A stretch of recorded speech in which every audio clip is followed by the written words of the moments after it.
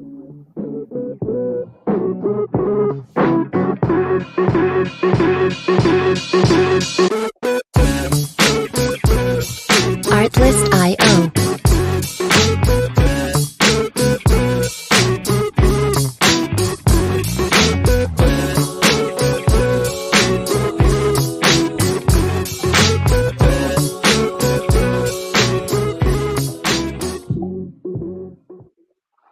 Welcome to Rainbow Dreamcatcher, the Love The Love Podcast. Podcast. My name is Nilla, and I am a licensed marriage therapist and relationship expert. I travel the world helping folks to learn the skills they need to have happy and healthy relationships. And I'm Big Sexy, her loving husband and co-host, here to provide levity. Levity, that's the fun stuff, the jokes, you guys. He's here to provide the jokes. So I am really excited to talk about today's topic, primarily because it's something that I am hearing about in my practice over and over again.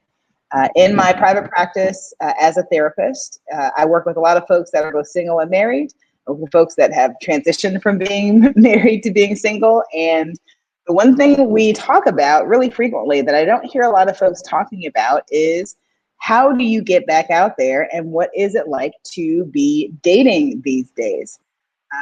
That always leads to a discussion of the apps.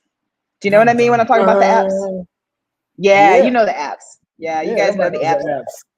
There are a range, and I don't know what we're allowed to say or not say, but like I'm gonna just name some, right? There's Hinge, there's Tinder, there's Grindr, there's Plenty of Fish, there's Bumble.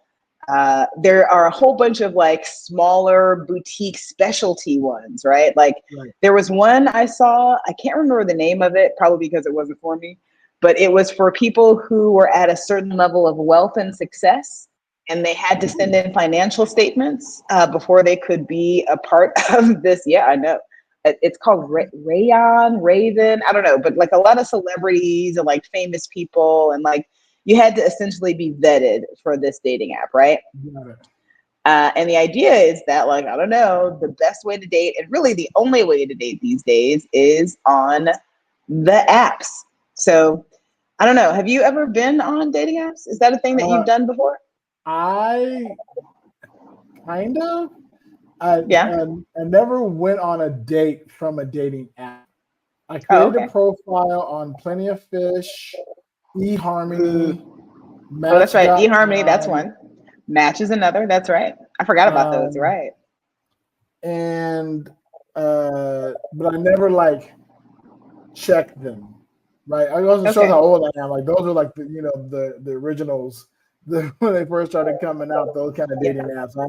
I haven't been on any of the updated new ones, but I've also been married for 7 years, so but the apps have been around for a long time. Yeah, true. And you know what I found really interesting, and just full disclosure, I have been on many of the apps. I tried Hinge, I tried Bumble, I tried an app called Her, I tried Plenty of Fish. That's fun. I tried Match. I tried a few of them, and they all, if you're not familiar, and I don't know anybody who would not be familiar, but they all kind of have a similar, process, right? Which is that you put up a picture or a series of pictures, you write a profile or a bio, you tell people the things that you think are interesting or attractive, or the things that you want from someone that you would like them to respond about. And apparently everybody likes long walks along the beach. Long walks on the beach, I like movies, whatever it is. Even though I think now people are getting a lot more creative about how they are writing their bios, kind of as a filter. But the whole idea is that I'll write my bio and I'll put my picture up, and then that will act as a filter so that I can be more selective about the kinds of people that I meet and the number of people that I meet. And that as a result, I am going to meet someone that is going to be a good match for me. Right. I think I never was able to get a hold of anybody because I didn't have any pictures of me holding a fish. What? I'm sorry, what? You haven't, there's always pictures of guys and these guys always inevitably have a picture of them holding up a big old fish. Okay, I was not aware of this trend. Listeners, if you are a guy that has a fish picture, or if you encounter fish pictures on the regular on these apps, give me a comment below because I am confused and surprised. I'm very confused. Is this to let people know that you fish? Is that the like I'm a the fisherman? hobby you do, you fish, you kind of show off how good of a fisherman you are. It shows Okay. one of the talents you have or whatever. Okay. Right. So I wonder if like, they have like that farmers dating thing, like farmers meet. I wonder if they like hold up chickens and they're holding up like vegetables. Here's some wheat, ladies. Enjoy my livestock. Yeah. Yeah, that's very weird. Yeah, that's yeah, maybe it's not weird. I shouldn't really call it weird. I haven't been on the apps for a few years. When I was in the apps, I was very heavily into them. And I found that the experience I had 10 or 15 years ago was the experience that people are having right now. And like that experience is that dating apps are trash. They're just absolute 100% garbage fires. And I think there are reasons for that and why they're garbage fires and why it's really difficult actually. Now, if you are a person who has met the love of your life on the dating app, go ahead and hit me up. Let me know, right? Don't send no hate. I'm not trying to hate all you. I'm not trying to like remove the best thing that ever happened to you. But on the whole, what I find is that people are very, very sick of using the apps. And this is both men and women. A lot of times people think I'm just talking about the folks that identify as women in my practice. And like, it's really folks across the spectrum of all gender expressions, about how difficult it is not to meet people. It's pretty easy to meet people because there's a ton of people, but how hard it is to meet folks that are quality that they would want to have as a part of their lives, right? Or someone that I would want to have a meaningful relationship with, as opposed to just like a straight hookup. Which, again, that is a purpose. If that's your purpose for using dating apps, also don't get at me in the comments. If that's your purpose, then great. And I hope it's working for you. And it's probably working for you the best out of everybody else, right? If you're and we've met a couple of those outliers of people who had some success or currently experience some success on dating apps. But again, they're outliers, right? The majority of folks we talk to don't. And they have horror stories. As a matter of fact, listeners, share your horror stories down below in the comments. Yeah, tell us a little bit about your dating app horror stories. I'm going to reserve my own until I want to see what the spectrum is. I feel like I've got some really bad ones, but I'm going to imagine that because I wasn't on them for a super long time, that there is going to be folks with things that are a lot worse. So, it's really interesting to me, though, is as I started to research this topic, first of all, it's really difficult to just kind of research apps, quote unquote, right? Because they all have their own histories. They all start at different times, right? Most of the ones that we would say are in play right now came into being like sometime between 2010 and 2014. I can't remember what the oldest one is. I can look it up in just a second to let you know. But what I found super interesting is that there has been technology-assisted dating for a really long time. It's just the technology has changed, right? So I want you to guess. If you think about technology-assisted dating, when do you think the concept of like dating or dating apps or, apps using tech or, dating using technology actually came into being? What year would you guess? What year and what method? Well, technology-based dating, I would send it all the way back to, I'd take it all the way back to Shakespearean times. Okay. If we're calling technology, like, do you mean electronic technology? Because, there were. Well, I think when we talk about technology, we're going to use it in the colloquial sense, as opposed to like, I don't look at a piece of paper as technology, even though technically in the 1800s, it would have been technology. In our current thinking, right? When you think about what is technology, even earlier, like the printing press, the moment people could write shit down and pass a note or send an email or send a Polaroid picture, right? You think the months were running a dating service? Gutenberg mugs. We're like, hold on a second. I'll have your bio in 6 months. I'll have it transcribed. Let me send your image. Let me get your picture. Yeah. Let me describe you to Michelangelo and have him paint up a portrait of you, a portrait of me and my genitalia. And I'm going to roll that up and I'm going to send that to you. Yeah. Let's bring it a little more present day than the printing press when we're talking about technology. I mean, if you want to get super technical, but let's be for real and let's use technology in the colloquial sense, right? Which are things that, we use in our present life that are not, technology, whatever. The 80s. 80s. Yeah. I'll say that's a good guess.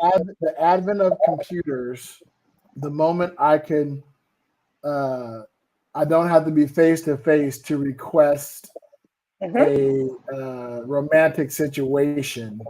I mean, I imagine the very second thing sent on on the email was, "Hey, you want to go out for tea later?" Yeah. That's what I thought too, and I was stunned. I was absolutely stunned. Because we think of computers coming into kind of popular usage in the 80s, but actually dating services assisted by computers was first credited in 1959. Ooh, that's a lot. It's a long time. Yeah, wow. It was, started by Jim Harvey and Phil Thaler as a class project at Stanford. They used a questionnaire and an IBM 650, and they matched 49 men and 49 women. And that was the advent of computer dating, class projects at Stanford. Yeah. I wonder if any of those couples made it. It was the 60s in Stanford, so probably. The ladies didn't have things like credit cards back then, so it was much harder to divorce. Right. So I imagine some of those folks are still together or were still together. I don't know. If they got together in the 60s, they may not still be around. That's a long time ago. Right. If they are still together, they are in their 80s by this time. Right. Well, that's why I said I wonder if they made it versus if they're still together. Because again, time, Yes. If you're going to Stanford in the 60s, you might not still be with us. Right. So that was the advent. And then a year later was the actual first commercially run computer generated matchmaking company. It was called Compat. And they ran their first set of matchups in 1964. So that was the advent of people starting to pay apps or pay services for assistance with dating, right? Now, there's obviously been assistance with dating that people pay for, matchmaking services and so on. But this is the first time I think we have recorded that it was commercially available and folks actually paid for the service. That was on an IBM 1401, and it cost $3 to submit a questionnaire. Let's see, by the fall of 65, I'm going to read the history here. By the fall of 65, 6 months after the launch, some 90,000 Operation Match questionnaires had been received, amounting to $270,000 in gross profits, which would be about $1.8 million in 2014 dollars. That's a lot of lonely people. It's a lot of lonely people, and it maybe speaks to the history of how this kind of way to meet someone, the idea that a computer is going to have a better idea of how I might meet someone than I might in my own life, how widespread this has been for so long, and how much money is in the area of trying to help you to find a good partner for you. There's a lot of money. I mean, $270,000 in 1965, that's insane. That's baller money. 90,000 people. Do you know how hard it was to get 90,000 people to do anything in 1965? I mean, I don't know the history of the television, but wasn't that close to the beginning of color television? No, color television was 10 years later. No, not that long. But color television didn't come into the 70s? I mean, I thought color television came into the 70s. Well, I don't. I think color television. I think there was color television um, in the late '60s, Late but 60s. Okay. I remember color television when I was a kid, but I was born in '71. Mm-hmm. And do you remember? Did they have color television as you were born?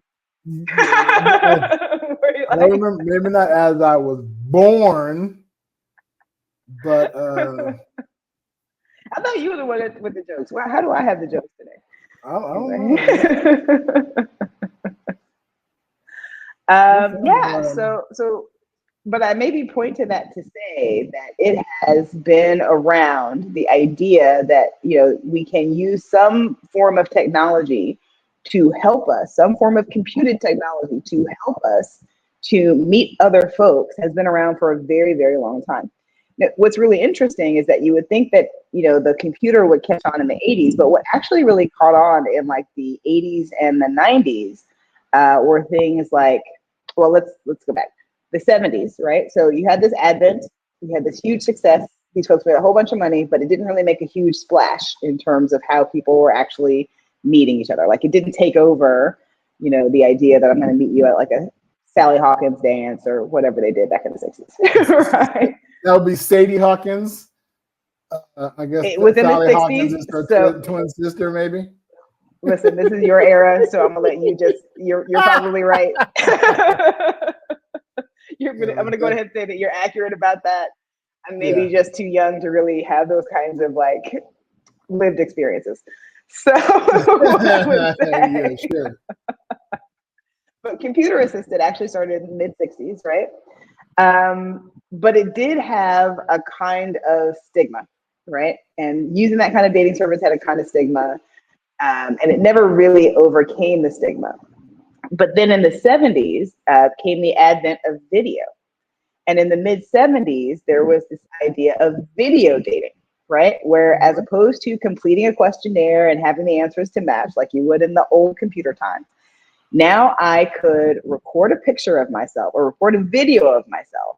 And there were services where you would go into a studio, you'd sit down, right, with your, 70s glasses and your 70s hair, your sepia tone, and you would sit down and you'd make a video of yourself, and folks would then come and view the videos. And there were centers. Find this corduroy outfit. Get your outfit on, right? Make sure you got your browns and your greens right. You got your denim vest cooking. Yeah. Right. Get your fro on. If you're of African American persuasion or other persuasions in the 70s, there's a lot of fros going on. A lot of fros happening. A lot of fros going on of various different types. But you were not really online, right? These were spaces where you would go, you would, video, folks would come and view the tapes, and they were actual tapes, and then make a selection. And this was a paid service. So even though folks did participate in this, this was not something that was online, and it never really overcame the stigma of having to video date, right? So that was kind of an interesting advent. Once we got to the 1980s, what actually took over for the 1980s was telepersonals. And I don't know, I'm going to date myself. I tried telepersonals. I really did, where you would call, and often there would be like this is how dated it is. And by the way, y'all, I wasn't doing this in the 80s. I was a child in the 80s. So this was, it started in the 80s. You were doing this in junior high school. A little Nilla running around. I like going to the movie, but no, don't tell nobody in. And I like running around and wearing my Bobby socks, or whatever you wore when you were a kid. I did not ever have Bobby socks. Okay. So, but what you would do, and I remember this, right? Because it continued until like the early 2000s, which is when I was dating, right? When I was of age to be dating. But it started in the mid 80s and continued until the 2000s, like the early 2000s. And it was literally a section in the newspaper. and it was called telepersonals. And I'm trying to remember. You never did a telepersonal? I never did, but I read them in the paper. I remember looking through them and going, "Oh, interesting. People just putting themselves out there in the newspaper." People just putting themselves out there in the newspaper, and you would call a phone number, and based on what they wrote in the telepersonal, and people would pay to put their personal in the newspaper, and then you would also pay to pick up the telephone and call, and then you would listen to whatever voicemail they had left about themselves. And then you could leave a voicemail about yourself with your contact information if you found that person to be interesting. And that was just telepersonals, right? Did you ever meet anybody from a telepersonal? I don't think so. I don't think I ever did. I was very shy. And I think the appeal for me was that I could just kind of listen and pretend that I was going to be dating somebody and like imagine who this person might be. But I don't think I ever had the actual guts to go out and meet somebody, primarily because, back in those days, also they'd be like, don't be going to meet strangers, don't be calling people, don't be calling those strangers, chop you up, that kind of stuff. So I don't think I ever really moved forward, but I never posted an ad, but I did listen to a bunch of ads, and I did spend money to do that. So, under the hope that my barrier was the spending of money. Like I don't know, I want to pay to listen to you talk. Yeah. Without knowing. Yeah. Well, the benefit of that, of course, was that it was always somebody in your own city, because it would be stupid to do a telepersonal in somebody else's city, and it was from your local newspaper. So you knew it was somebody that was from your community, right? So did you ever run across somebody you knew? I don't think so. Yeah, I don't think so. I remember seeing a tele ad for somebody I knew. Yeah? Did it change your view of them? I didn't care. I thought I was like, oh, I knew people who were doing it. It was just the first time I ran across one in a while. Looking like, oh, someone's telling that. Oh, what if I should call? Nah, I need to call this ad and spend money. I can call them directly. Yeah. And as this form of dating expanded, and as also cultural norms expanded, telepersonals would start to get very specific. So there were men seeking men, men seeking women, women seeking women, women seeking men. Whereas before, it was just kind of assumed that it was like a heterosexual space. So as folks continued from like the mid 1980s or so until the early 2000s, it became much more prevalent, and it also became much more inclusive and expansive. So interesting that we started with the computer, right? And then moved completely away from the computer, as it were, into these other forms of dating, like going to a service and then, using your local newspaper to try to find somebody to hook up with, like early Craigslist for all y'all who don't know what newspapers are. The Yellow Pages.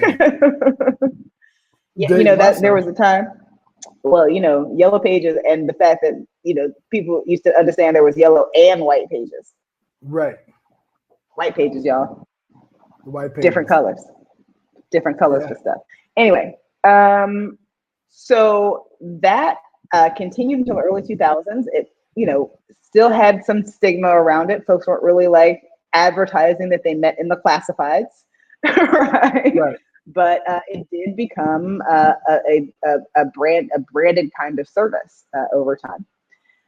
And then in 1994, the very first modern dating website launches. It was called kiss.com.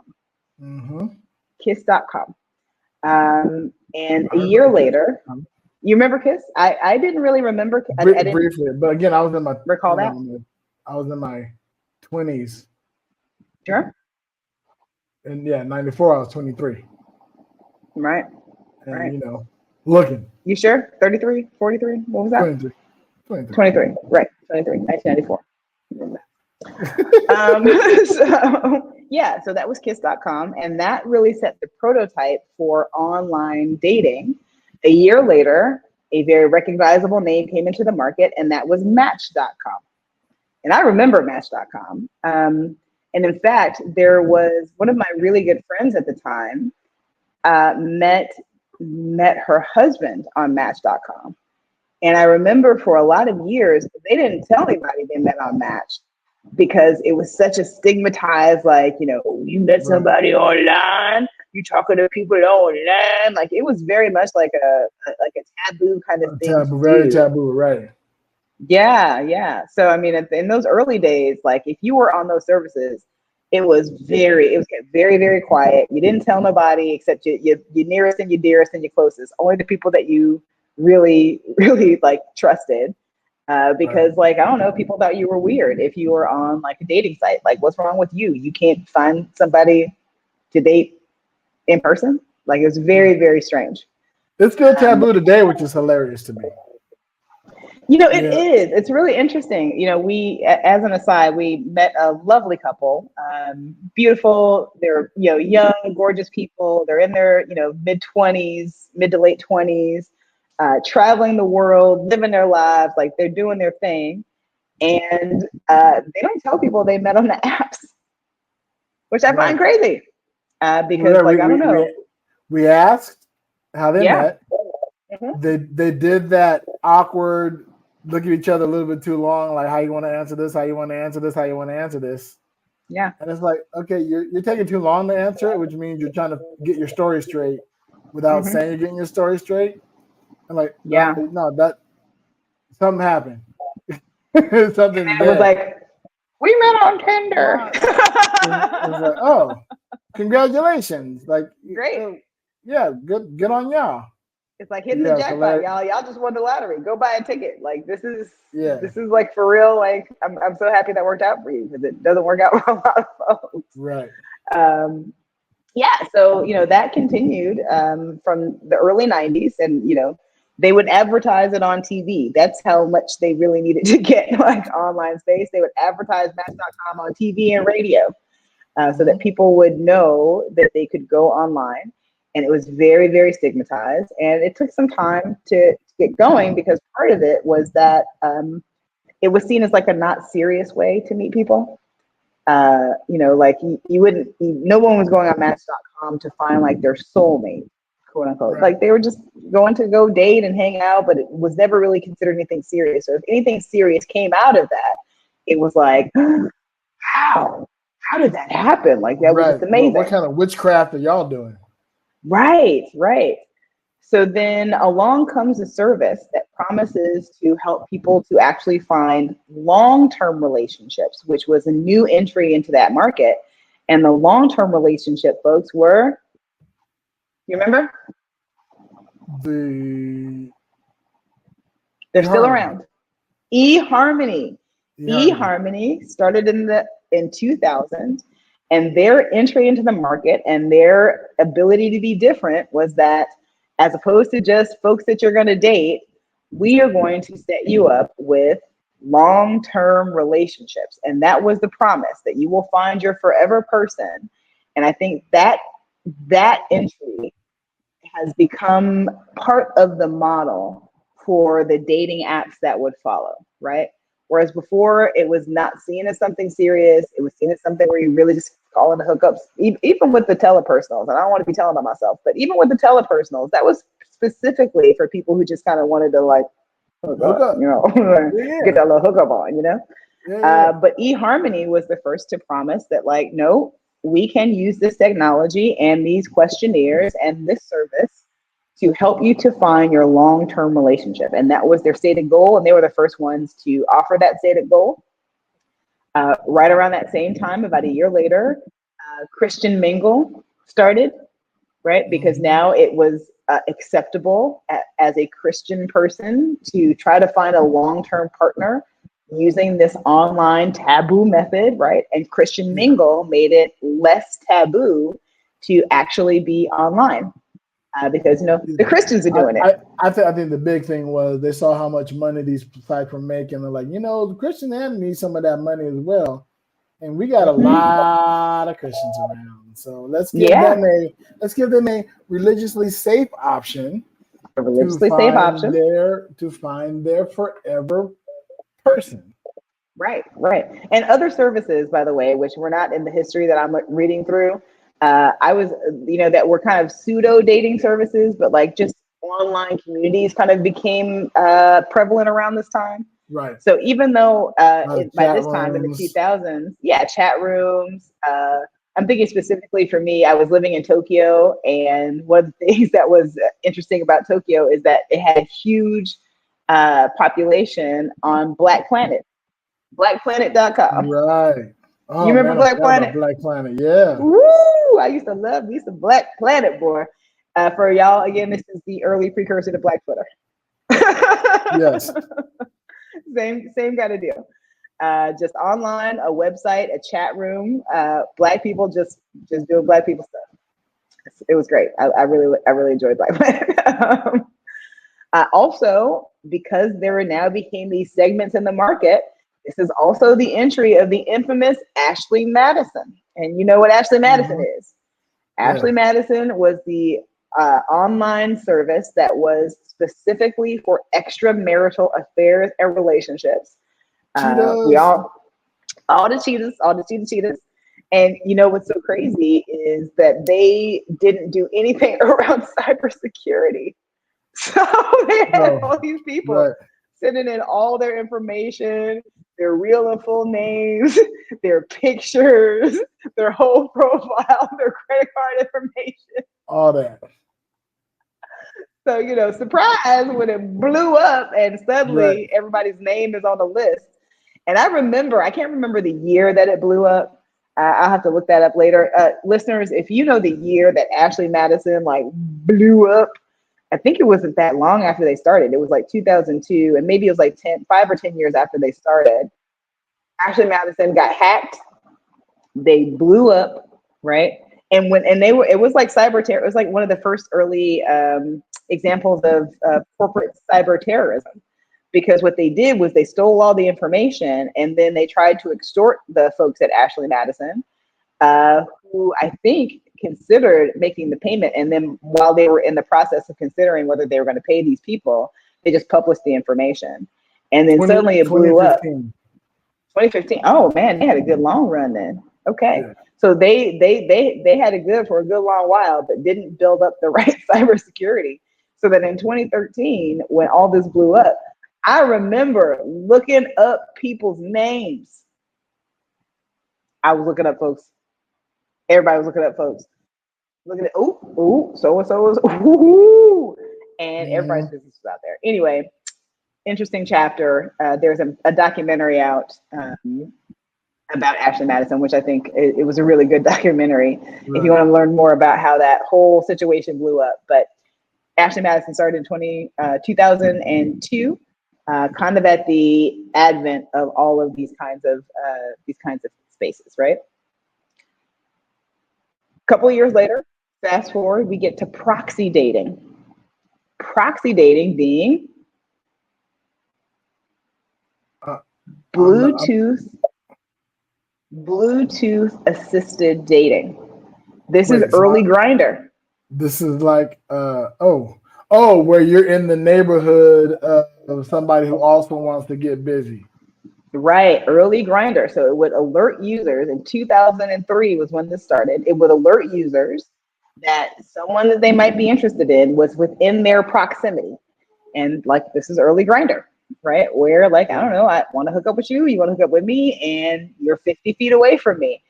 Now I got to decide if I want to sleep with somebody that's in my same building, right? Right. Yeah, so I don't know. I find the history of this super fascinating. Plenty of Fish, that terrible site. Sorry, y'all. I mean, I really hate to like denigrate stuff, but Plenty of Fish, I really didn't have a great experience on. OK Cupid, um, Badu. A lot of these services started like in the early 2000s, between like 2000 and 2005, right? Right. And some So of them were crazy. Like I don't know if you know, there was one that was claimed to match people who had complementary immune systems. That was called a scientific match. oh I mean, wow. people were trying all kinds of stuff. Well, you figure Um, what you throw it against a wall and see what sticks. yeah, I mean, I think there was one Yeah. that did blood type. the dating according to blood type. I mean, there were all kinds of different things that people were trying to figure out. There were a lot of astrology-based services that popped up right around that time as well. Like, I'm going to match you according to your complementary signs, that kind of thing. Right. That's got to be early on. DNA DNA compatibility. Like, that's the best way to avoid dating your cousin. I guess. I mean, like, the question there is, like, do you looking for somebody similar? Are you looking for somebody different? I don't know. But either way, you got a choice. Either way, you got a choice, right? Grindr came into the scene in 2009 with its combination of proxy dating and profiles, and specifically for gay, bi, and trans folks, which was its unique entry into the market. And that kind of brings us to, the highlight of Tinder, right? And Tinder and other apps like Tinder really came into being between 2012 and 2015. Tinder launched in 2012. Things that like J-Swipe and J-Date, that were specifically for specific populations, in that case, the Jewish population, also came into being. Hinge came into being, that app that was designed to be deleted as they promise it. The Snapchat of dating apps. The Snapchat of dating apps, right? Bumble came around in about 2014. Their claim to fame, of course, is that it only allows women to start chat with their matches, which was a hidden gem for the lesbian community, just FYI. Y'all weren't thinking that way, but that's kind of like anyway. So let me ask, what makes there's so many options, and they make a lot of money, what makes them trash?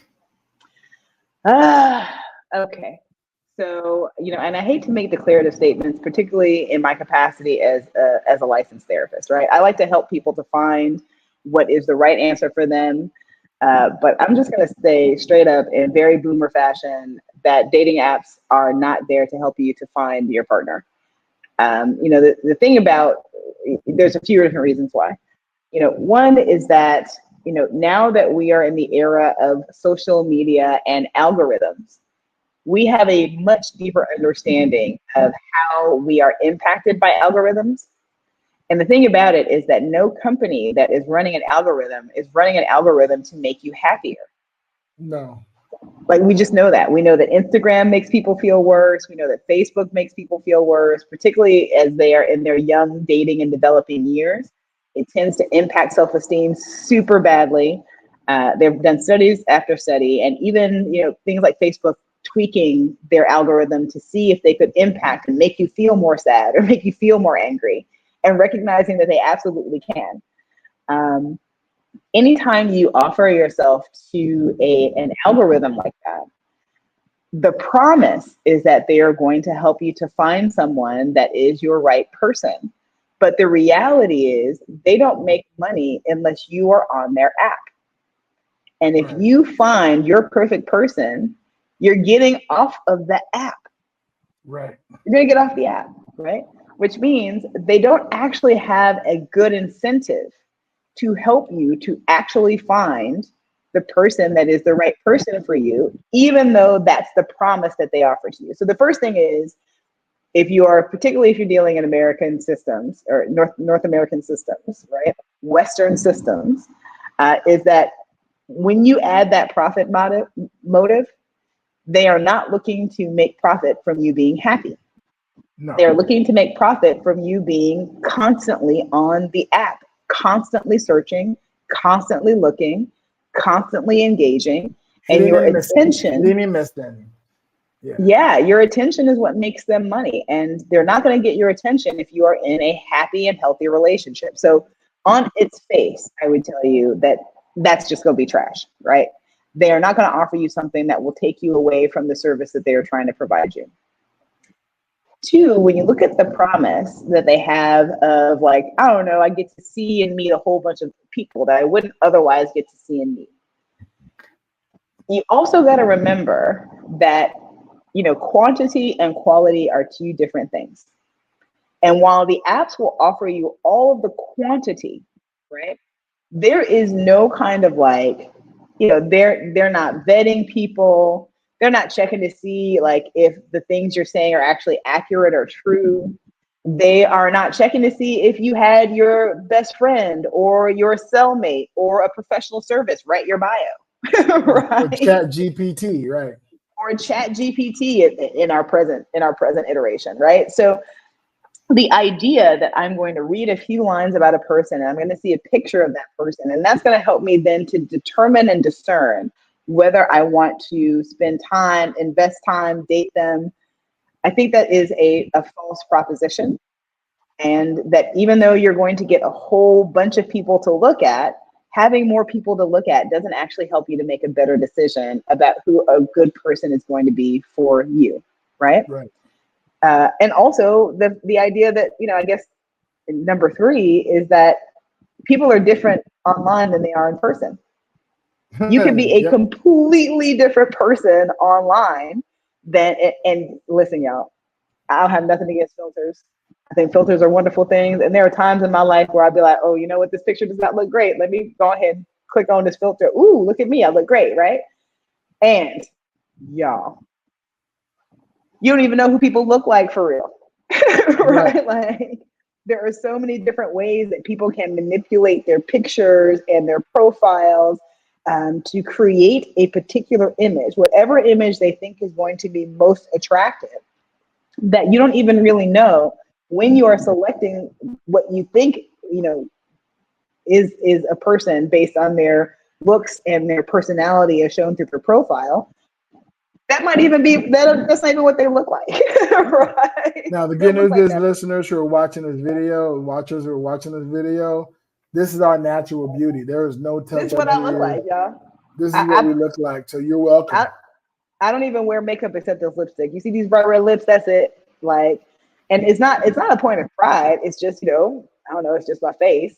But That's a it pretty face, is though. a thanks. So sweet. But that's an important thing to remember is that folks don't have to put their real pictures, right? Right. I'll maybe have a small confession, right? At one point in time, I had really, really low self-esteem. And this was way back in the day, and I was trying to date. I was on chat rooms, those little AOL chat rooms. I was in AOL chat rooms. Mm-hmm. And so I would meet people, but I was so self-conscious about the way that I looked. Uh, ugh, confession time. Now, I have a little sister. My little sister is gorgeous. I mean, honestly, and I've said this over and over again. I think that my little sister is one of the most beautiful women I have ever seen in my entire life. She was just absolutely gorgeous. She had this unique, funky, crazy style. She would do her hair, excuse me, she'd do her hair in these crazy ways that would just always come together to just look vibrant and amazing and beautiful. And don't you know that, like, I don't know, I'm so sorry, Jessica. I had a couple of times where I would take my sister's picture because we looked similar enough, right? And I'd be like, that's me. You know? Listeners, episode 1, romance scam. Romance scam. I was scamming people. I wasn't scamming nobody. But I was very self-conscious and I just thought, well, I'm never going to meet these people. And like, I would like them to think that I'm beautiful. And this looks close enough to me that somebody that might know me might be like, I don't think that's, but maybe in the Right. right light.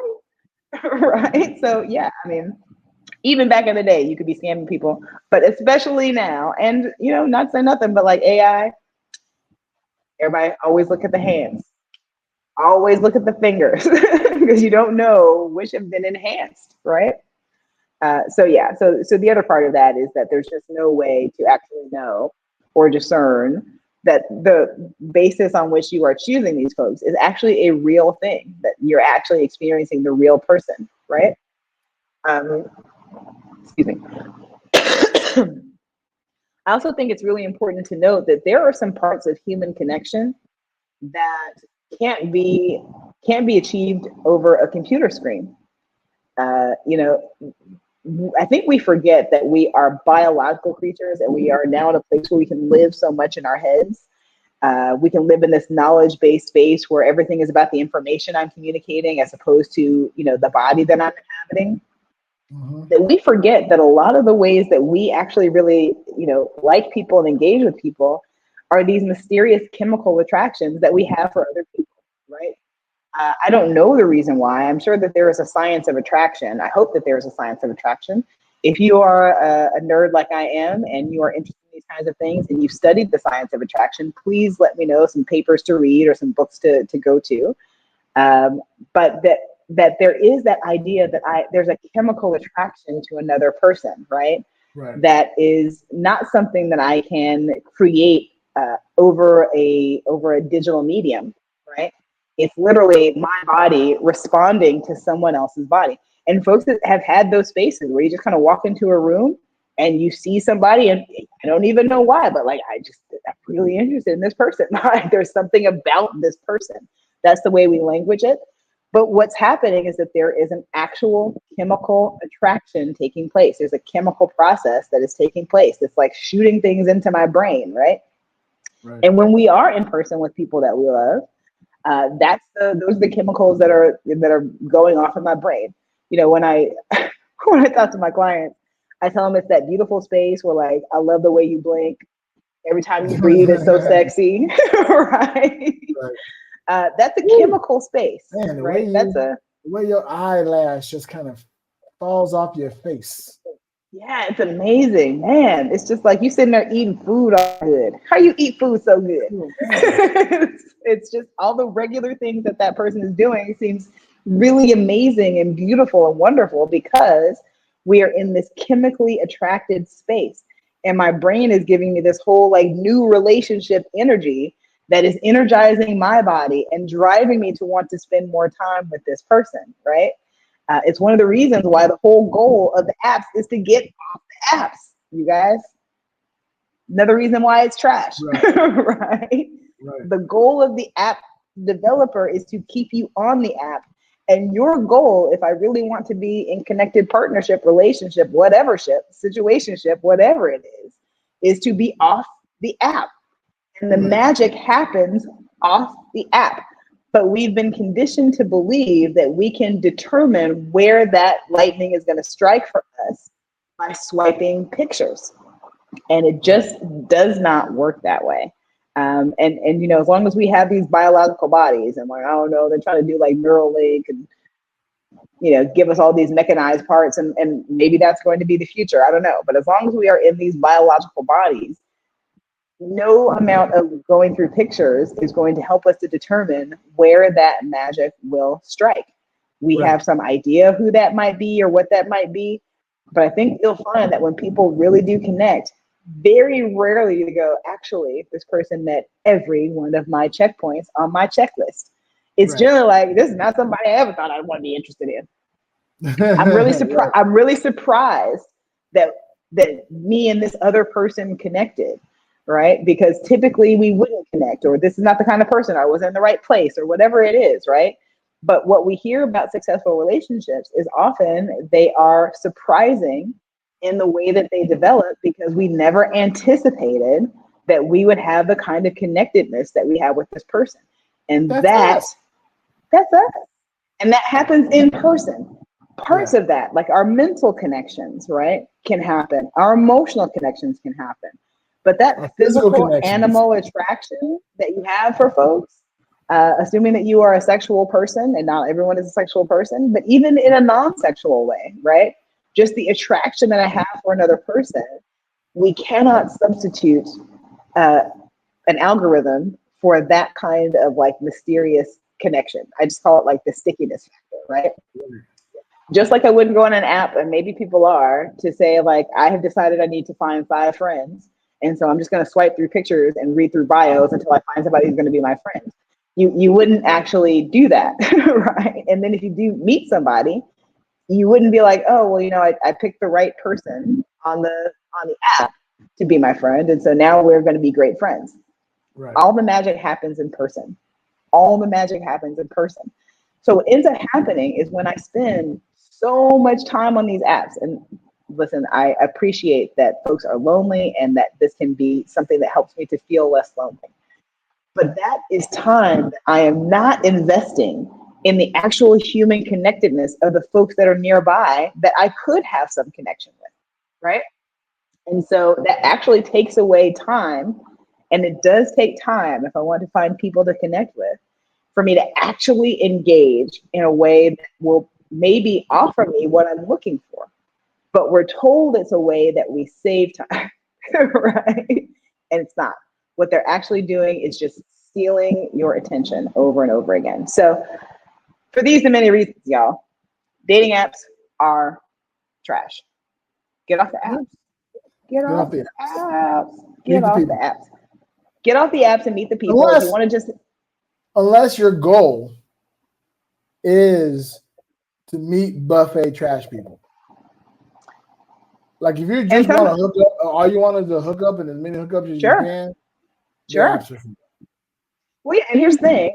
I like a good buffet every now and again. Buffets exist for a reason, right? But I'm not going to go to all that cuisine.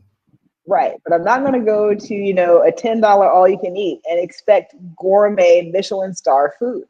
Like that's just not what happens, right? So if I want to be eating trash food for the rest of my life, maybe that's okay for me and that's great. But for I think most folks that are looking for quality relationships, they're looking for that Michelin star, and they figure if I swipe enough, I'm going to find the right Michelin star restaurant. And they're not going to offer it to you because why would they? Right? If you do happen to find that and you have found success, congratulations. And I'm going to suggest that you immediately got off the apps. Right. You found that good nugget of food. You found that one place that had everything was terrible, but the sushi, those little California rolls, ooh, they're so good. And then you get off the rest of the apps. Right? You don't need to look at any more egg rolls. No more egg rolls for you. No more egg rolls for me, right? So, awesome. For these many reasons, y'all, I would suggest getting out in person, doing something that offers you forced regularity where you can meet people within your age group. That could be like a kickball team or like a book club or, anything that's just going to have the kind of people there that you would like to meet on a regular basis, right? So that I get a chance to get to know people, to get to meet people, people get to know me, and we get to figure out if there is any kind of like chemical spaces. Way back in the day, we used to tell people, go meet somebody in a grocery store. Well, that was just get out into the world, get out into your community, get out into a place you're going to be on a regular basis and engage and interact with the people around you. That's how you're going to find good quality, solid connections, right? So, tell us your experiences about being on the apps. Have you found them to be garbage time? Have you found good experiences? If you are having a good experience on the dating apps, and by good experience, I mean it's something that you use on a regular basis, you have found a happy connection in multiple ways on the dating apps, let us know. I want to hear what you're doing differently than what I typically hear in my private practice sessions and in my coaching sessions, which is that people are having the worst time on dating apps. But if you're having a good time, let us know. If you've had some horror stories on any of the dating types that we talked about, online dating, dating apps, telepersonals, I mean, what were you saying, the printing press, whatever it is. Let us know. We also want to hear your experiences as you have, moved through dating, right? And particularly also folks who have divorced and are dating. I'm curious as to, you're maybe having this double experience. Maybe we'll do maybe we'll have a conversation about dating after divorce that I think will be really interesting. So go ahead and share those stories at rainbowdreamcatchertlp@gmail.com. You'll see that on your screen. We also have a lot of the apps that I just trashed, all those social media apps. We are on Instagram. We are on Facebook. I think we're on X. But hit us up at Rainbow Dreamcatcher, the Love Pod, all of those. Our Instagram is particularly active, so hope you can join the community there. Yeah. And we also have a Patreon. So feel free to check out our Patreon. We're going to be figuring out some exclusive content to offer you there, as well as merch, which is going to be available. But I am super excited about what's happening with our community. Yeah, I'm currently setting up our merch page. So you'll be able to go to our merch page, and we'll work out a cool, fun way to for the URL to go to that. But once we have that, we'll let you know. But in the meantime, before that, you can go to Where Is Big Sexy.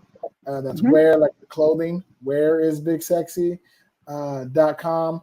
And you can find Rainbow Dreamcatcher merch there. Yes. Like the shirt that I'm wearing. Rainbow Dreamcatcher shirt that I'm wearing. Pretty cool shirt.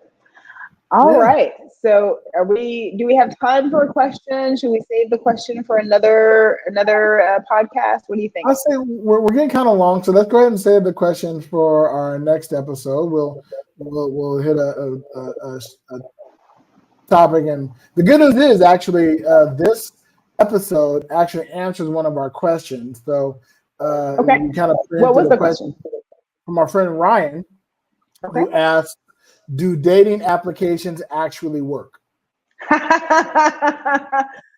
No, Ryan, I'm so sorry. They do not work at all. I shouldn't say at all, but I'd say they have it's a low percentage success rate. But if you've had some success, I don't want to poo-poo on your success. Congratulations to you, and let the other folks know what you did differently. Yes, and to answer your question, Ryan, just get back to the beginning of this podcast and do it all over again. Play it over and over again, y'all. Yeah. Okay. If you do have a question, again, hit us up on an email. Shoot us a message. We'd love to hear from you guys. We appreciate it. We do have some listener mail to get to next time, so stay tuned for that. We know we've been on hiatus for a minute. We've been moving around and doing a lot of stuff. Also reworking how we want to present things and putting a lot of other stuff into play. So please be sure to stay tuned. We're back on a regular schedule, as it were. We also have a fundraiser you can check out. You can go to gofundme.com/Rainbow Dreamcatcher, the Love Podcast, and donate to our fundraiser. That would be very helpful. We'd appreciate that as well. Yeah, and don't forget to like, share, and subscribe. Every time you hit that like button, it really helps us. It feeds the evil algorithm that we need to be successful in this space. Yes. Share the information if you found this helpful, entertaining, interesting. Go ahead and share it to other folks. And if you subscribe, it also just gives us a whole bunch of help. It's a small thing to do. It really helps our channel in a big way. So thanks for those who have already subscribed, and please continue and hit that subscribe button and notify button if you haven't already. Yeah, and remember, you can go to the Patreon website. There is a free tier, so you can just subscribe and become a part of the Colorful Human community for free. But if you feel this podcast is worth more than $0, you can also join any one of the paid tiers and support the podcast, and trust that money will go right back into the podcast. We'd appreciate that to no ends, and we'll even shout out your name on all the on episodes, and you get shout outs and all that kind of stuff. And eventually we have special things to give out for our paid members as well. All right. Without any further ado, this has been Rainbow Dreamcatcher, the Podcast. Bye-bye. Bye. Artlist.io